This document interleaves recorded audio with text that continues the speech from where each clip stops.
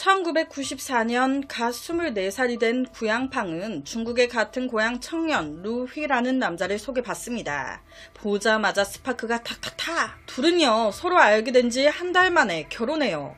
하지만 결혼 3년째가 됐을 때 둘 사이가 삐걱거리기 시작하는데 다름 아닌 임신 때문에 결혼 후 3년이 넘도록 애가 안 들어서 그러니까 이 남편이 아내 구양팡한테 이 임신도 못하는 년아 넌 쓸모가 없어 라고 하면서 막 때리고 말도 안 되는 막말까지 해대요. 이거 어떻게 같이 삽니까? 아니 내가 문제인지 지가 문제인지 어떻게 알아. 참다 터진 아내 구양팡 바로 남편을 끌고 병원에 간 거예요. 왜 아기가 안 들어서는지 정확하게 한번 봐보자. 가서 봤더니 웬걸 내가 문제가 있긴 개뿔 문제는 너한테 있었네. 남편의 정자수가 말도 안 되게 적은 데다가 그 적은 애들이 또 생존율도 거의 없어가지고 이거는 뭐 불임이라는 거예요. 그런데 어떡하나 불임이니 남편이 제일 중요하게 생각하는 게 대를 잇는 대물림, 가문 계승에 대한 건데 그러니까 애 못 낳는다고 그렇게 막 막말하고 해댔던 건데 그 문제가 나한테 있다고 하니 내가 고자라니 내가 씨 없는 수박이라니 엄청 창피함을 느끼는 것 플러스 난 무조건 대를 이어가야겠는데 그리고 이 사실을 그 누구도 알면 안 되는데 어떡하지? 그러면서 점점 이상한 생각을 하기 시작해요. 나한테 씨가 없다면 그 씨를 가지고 오면 되지. 다른 남자의 정자를 쓰자. 당연히 맨 처음 이 말을 들은 구양팡은 말도 안 되는 소리 하지 말라고 엄청 화를 내면서 동의하지 않았습니다. 내가 임신하자고 알도 못하는 남자랑 남편도 아닌 남자랑 관계하라고? 하지만 이 남편 고집을 안 꺾는 거예요. 내가 허락한다니까? 누가 알도 못하는 남자랑 하래? 남편인 내가 너 다른 남자랑 하는 거 허락한다고 이런 남편이 어딨냐? 내가 하라 할 때 해 후회하지 말고. 계속 이 말 저 말 하면서 닥달해대니 결국 그녀 오케이 합니다. 그렇다면 누구 정자를 쓸까 고민하던 그는요 우리 매영. 우리 매영이 키도 크고 덩치도 좋고 머리도 나쁘지 않아. 저 남자의 모든 걸 받은 아이라면 만족스럽지 않겠나. 거기다 이 남편이 매영을 선택한 가장 큰 이유는요. 이 매영이 중국에 안 살거든. 지금 해외에 나가 살거든. 바로 남편은 매영에게 연락합니다. 누나한테는 비밀로 하고 좀 도와줘요 매영. 처음에 당연히 매영은 미친 소리 하지 말라고 했죠. 돌았냐고. 그런데 막무가내인 거예요. 아니 내가 누나한테는 비밀로 한다니까. 제발 좀 도와줘요. 그렇게 결국 이 매영도 오케이 하게 됩니다. 그렇게 1999년 봄에서 여름으로 바뀌던 어느 날 밤 이 부부는 매영을 초대해요. 그렇게 이제 아무도 모르게 합방이 된 거예요. 그리고 10개월이 지나 4월경 구양팡은 통통한 사내 아이를 낳습니다. 그토록 원했던 아이를 얻었어요. 이 부부는요 너무 좋았습니다. 특히 남편은 드디어 내가 이제 대를 이을 수 있겠구나. 거기다 가족 정책에 따라 이 아들이 3살이 되면 둘째 아이까지 가질 수 있어요. 이 부부의 이런 비밀을 의심하는 사람은 아무도 없었습니다. 그냥 자연스러운 임신과 출산이라고 생각했죠. 여기까지만 됐으면 그나마 그냥 그래 뭐 이해는 안 되지만 해피엔딩이다 했을 거예요. 그런데 이게 사람의 욕심이 끝이 없어. 하나를 어떻게 낳고 보니까 아들이잖아요. 아쉬운 거예요. 딸이 하나 더 있으면 좋을 것 같은데. 거기다 여기저기 어른들이 하나 더 낳아야지. 하나는 외로워. 아유 이왕이면 둘이 낫지. 하나 더 준비해. 그러니까 또다시 부부 매영한테 씨앗을 또다시 좀 빌려달라고. 이거 뭐 물건이야 뭐야. 그런데 웃긴 게 또 빌려줘요. 또 임신합니다. 그런데 여기서 문제가 발생해요. 둘째를 임신하고 약 4개월 정도 지났을 때 이 남편이 갑자기 무슨 생각인 건지 뭐 매영의 이 정자, 이 매영씨가 싫었던 건지 뭔지 갑자기 아기가 낳기 싫다는 거예요. 아기 낳지 말재. 안 낳았으면 좋겠대. 임신하자고 할 땐 언제고 아이 지우자고. 무슨 아기가 장난감이야? 여튼 이 남편 둘째 낳기 싫어. 중절 수술 비용을 알아봤더니 생각 외로 비싸네.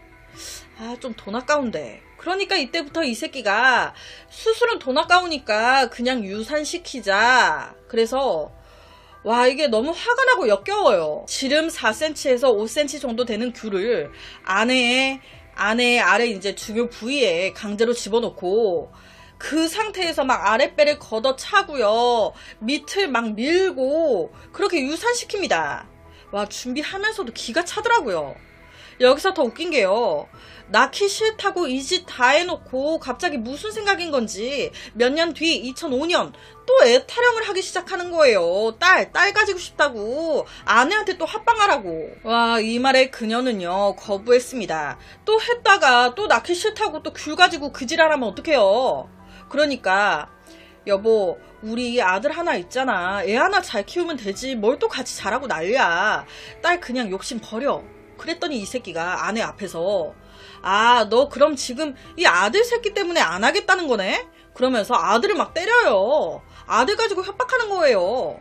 그러니까 이 구양팡 협박에 못 이겨 이번에는 매형이 아닌 남편이 지정한 마을 남자 한 명과 성관계를 가집니다.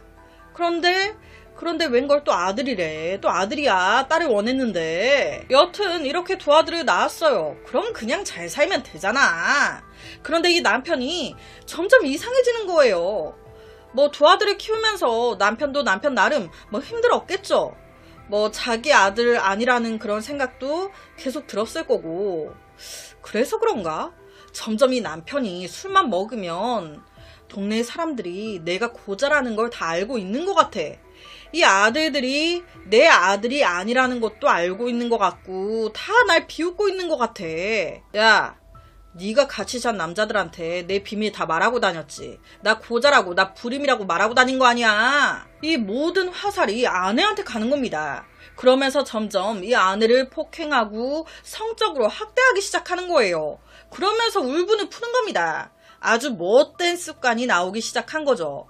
다 너 때문이야. 여튼 이 아내는 자식들이 있으니까 이걸 다 참아요. 그러다 2010년 이 남편이 일을 하러 갔다가 거기서 60대의 샤오샤오라는 남자를 알게 된 거예요. 아우, 너무 잘 통해. 엄청 친해집니다. 둘이 형제라고 불릴 정도로. 그러던 2011년 평소처럼 이 남자 둘이 이 구양팡 부부 집에서 술을 먹고 세 사람이 한 방에서 자게 된 거예요. 그런데 이때 남편 장난으로 샤오샤오한테 야, 너 저기 침대 가서 내 아내랑 자. 반농담식으로 한 거예요. 처음에는 당연히 무슨 소리야, 말도 안 되는 소리, 땡 그런 소리 하지 마. 샤오도 거부했어요. 그런데 갑자기 구양팡이 올라오세요. 침대에서 편하게 같이 자요. 이 여자가 먼저 날 유혹하네. 그러니까 좀 구양팡에게 마음이 있었던 샤오, 그 기회를 놓치지 않은 겁니다. 그렇게 본 남편이 옆에 떡하니 있는데 둘이 같이 잔 거예요. 말도 안 되는 막장이죠. 소설 같아요. 그런데 진짜 있었던 사건입니다.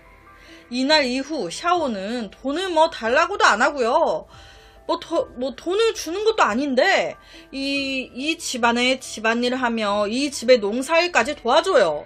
그러면서 더 자주 이 집을 드나든 거예요. 이 남편이 없을 때도 말이죠. 이렇게 되니 구양팡 어떻게 되겠습니까? 내 남편은 하고한 날 아들을 인질 삼아 날 때리고 협박해 대는데 이 남자는 다정하거든. 이 구양팡 역시도 샤오에게 마음이 가기 시작한 거예요. 이걸 본 남편 몰랐을까? 알았습니다. 그런데 그냥 내비둬요. 남편만 알았게요. 마을 사람들까지 다 알고 수군거렸습니다. 샤오에 대한 구양팡의 애정이 깊어질수록 자연스럽게 남편에게 하는 행동은 냉담해집니다. 그러다 5월 어느 날 정오에 사건이 터지는데 이 남편이요. 씨가 없긴 하지만 성관계를 못하는 건 아니거든요. 이날 성관계를 딱 하려고 하는데 이 아내가 거부하네. 여기서 뭔가 딱 기분이 상하면서 열이 확 받았던 거예요. 왜? 샤오랑은 잘만 놀더만 나는 재미없냐? 하면서 주먹질을 한 겁니다. 아니, 목까지 쫄라요. 하지만 다행히 죽진 않습니다. 자, 여러분, 우리가 구양팡이라면 지금 날 때리다 못해 죽을 뻔했어요. 이 남자 곁에 있다간 나 언젠간 죽을 수도 있겠구나 라는 생각 안 들었겠습니까? 거기다 지금 마음이 떴어. 샤오 이 남자와 새 시작을 하고 싶어. 그러니까 생각하게 된 거예요.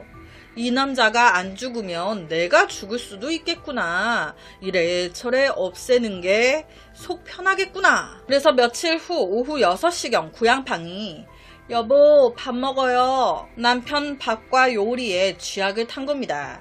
아무것도 모르고 남편 먹기 시작했고 약 20분 후 밥 한 그릇을 채 다 먹기도 전에 갑자기 상에서 넘어지더니 입에 거품을 막 물고 손발에 경련을.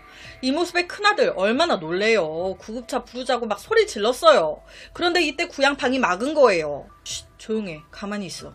신고하면 병원비는 어쩔 건데. 집에 돈 없어. 그냥 가만히 있어. 남편이 컥컥거리면서 움직임이 멈출 때까지 가만히 아들과 서서 쳐다봐요. 그러다가 움직임이 멈췄네. 너 신경 쓰지 말고 네 방 들어가. 그러고 미동 없는 남편을 침대로 옮기고요. 그 남편 옆에 그대로 누워서 자요. 죽으면 그만이라고 생각했대요. 그리고 다음날 입에 이제 남은 거품 같은 거 다 닦고요. 가족들에게 연락합니다. 자고 일어났더니 그이가 죽어 있었어요. 하지만 이 남편의 가족 측은 이해가 안 되는 거예요. 아니 어제까지도 멀쩡했던 사람이 갑자기? 거기다 아내도 별로 슬퍼하는 것 같지도 않고. 그러니까 수사를 요청한 겁니다. 부검하면 바로 나오죠. 독극물. 아내분, 남편이 독극물로 죽은 게 나왔어요. 당신이 먹인 거 아니에요? 만약 어디서 먹고 온 거였다면 그 통증에 집 안에서 막 몸부림을 쳤을 텐데 왜 보고도 가만히 있었어요? 왜 병원이나 119에 전화 안 했어요? 아, 죄송합니다. 바로 걸린 거예요. 와, 결론은 이 구양팡 고의적 상해 혐의로 징역 15년을 선고받았다고 해요. 생각 외로 중국인데 좀 높게 받진 않았죠. 아무래도 이제 폭력을 써왔고 이제 전 남편의 행동도 좀 가만히 됐던 것 같아요. 와, 준비하면서 이런 막장이 있나 싶더라고요. 실제 이런 일이 중국에서 있었다는 게 우리나라에선 절대 없었으면 좋겠네요. 개인적으로 찾아본 기사에 이 부분은 없었는데 이 매형, 그러니까 사망한 남편의 누나죠. 이 누나가 이 모든 사실을 알고 너무 놀라지 않았을까. 이 매형 부부는 이혼 안 하고 살았나? 그 부분에 대한 기사는 없어가지고 제가 잘은 모르겠어요. 뭐 여튼 그래서 오늘은 중국에서 벌어진 최악의 한 살인사건을 가지고 왔습니다.